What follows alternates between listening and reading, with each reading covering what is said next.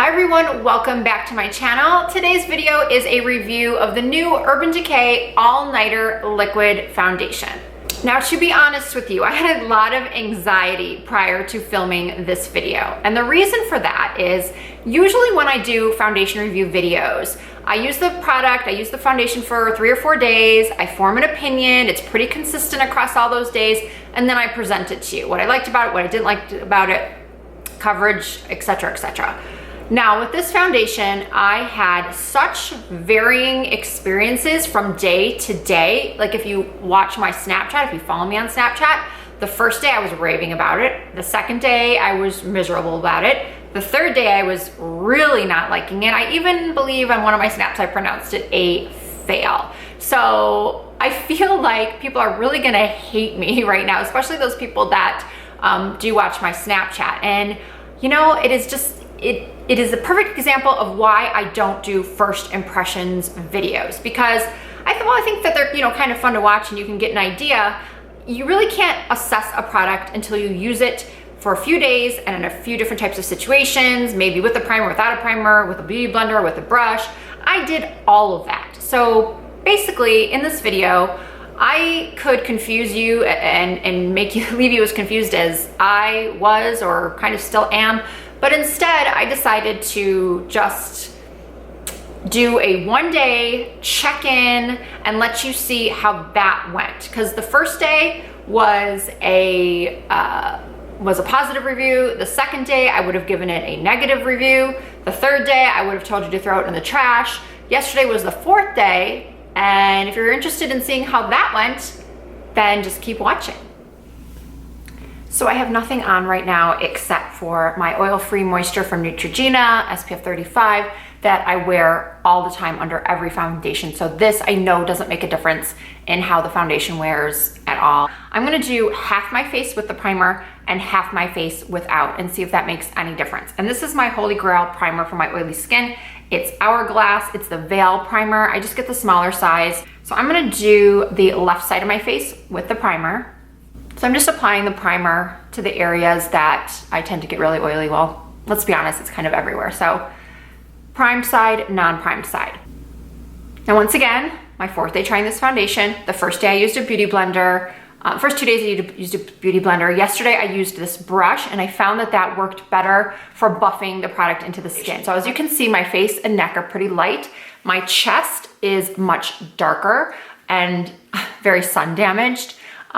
Let this be a lesson or cautionary tale to those of you like in your 20s. Sunscreen, sunscreen, sunscreen. What I like to do is I like to go a little bit darker with my foundation and then take it down my neck. So I'm just using one little pump, and that is the shade 6. So I'm gonna take this brush, it's a Morphe M427, and I am buffing it into my skin.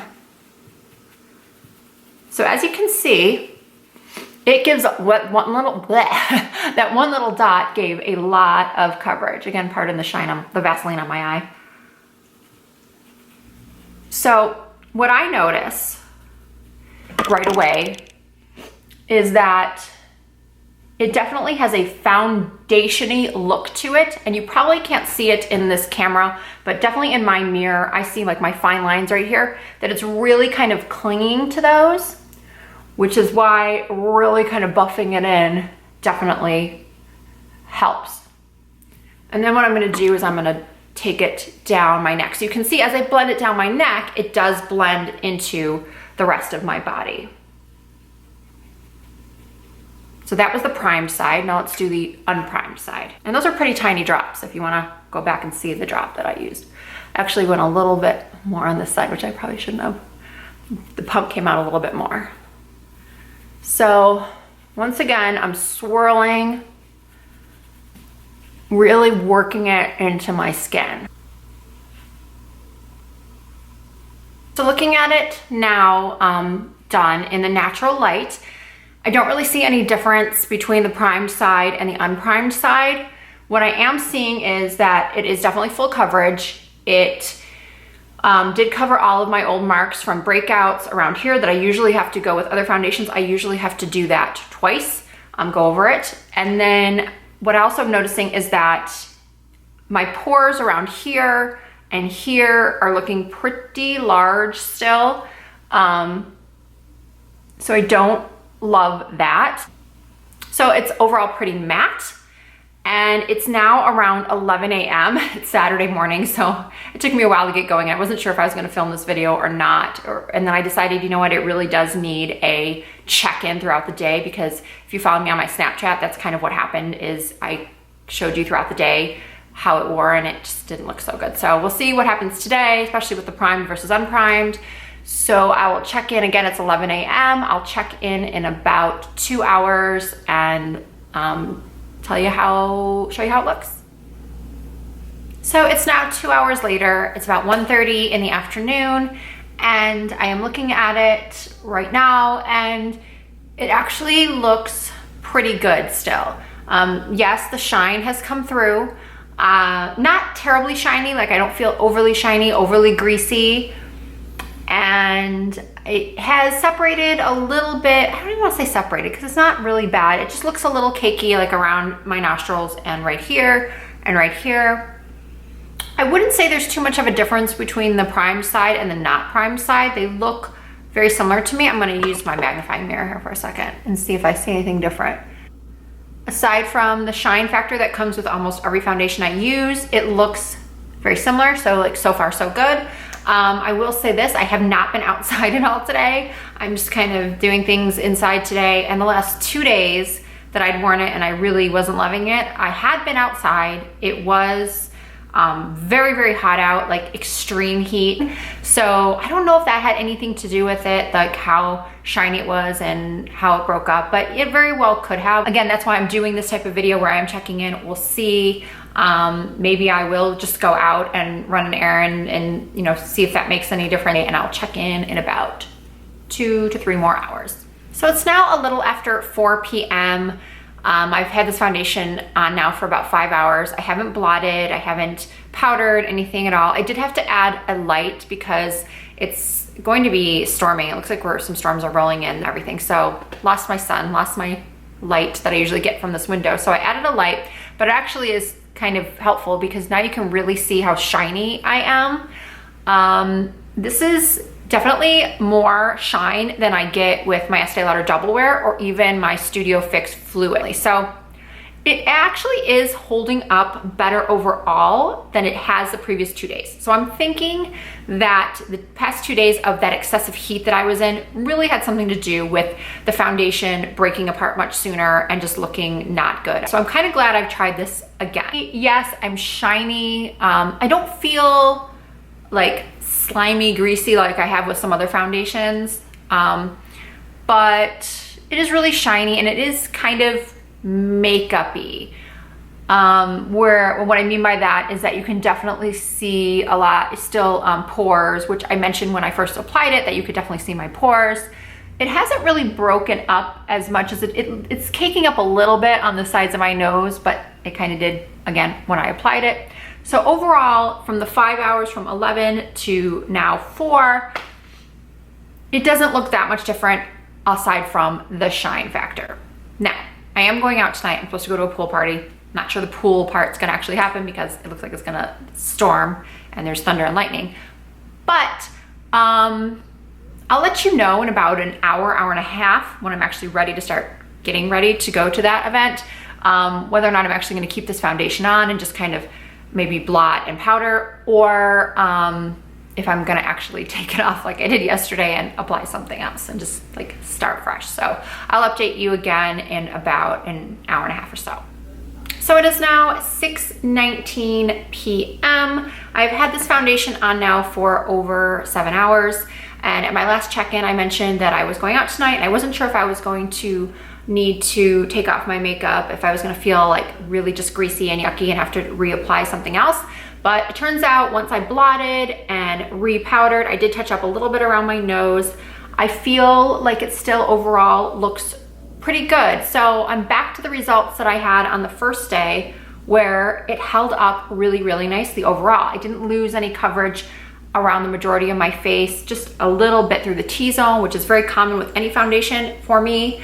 I didn't really get a ton of oxidization. I don't know if it happens more so with the lighter colors than with the allegedly darker colors, because as you can see, I'm not that dark, and I swear to you, I am in shade 6. So yeah, I'm in shade 6. I don't really feel like it oxidized. I don't feel like I look orange. This is my final check-in for the night.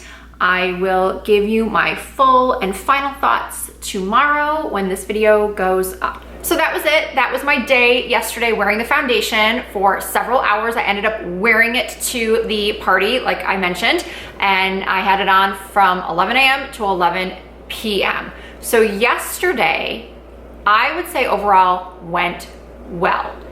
It definitely stayed on.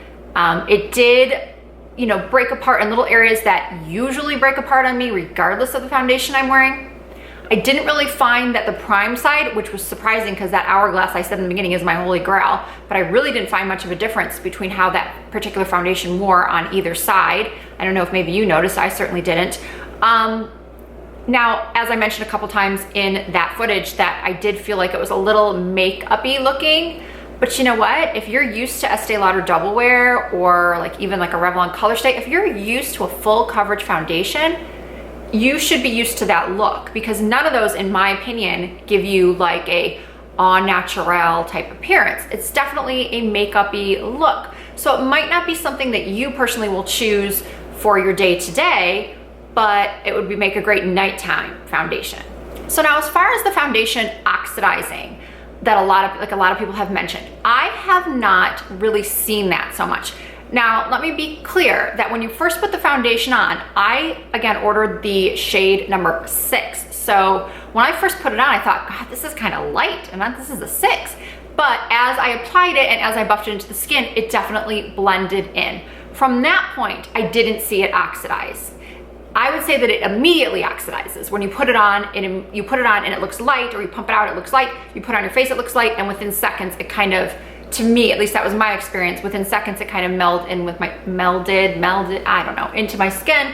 And I'm really not seeing that much of a difference from the time I put it on to a few hours later. I didn't see that yesterday. I don't see it today. I do have it on. So this is the Urban Decay 6.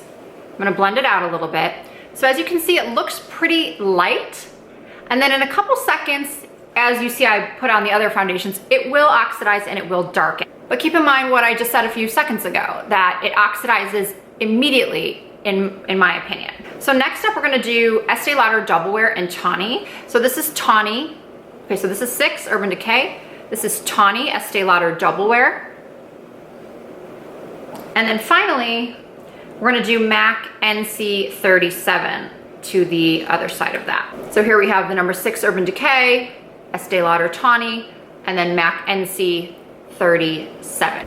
So I really hope this video was helpful and not confusing, because I do understand I was very confused myself, being that I had so many different experiences the different days I tried it. But as of today, after my experience yesterday and my experience the first day, I do feel like the extreme temperatures had something to do with my dislike for those foundation on those particular days. But overall, again, based even solely on yesterday, my experience was good. I've had it on for a couple hours today. I still think it looks good. I especially feel that now that soon we will be going more into some cooler weather. If you are in the Northern Hemisphere, you're gonna be going into some cooler weather. So I think you'll have better luck with this foundation, more fall, winter, unless you're not that oily. Like if you're somewhat oily or you're normal to dry, like I mentioned, you might have a great experience with this right now as well. So if you're still questioning, should I try it, should I not? I highly recommend, if you can sample it, definitely get a sample. I hope that my swatches helped you a little bit at least.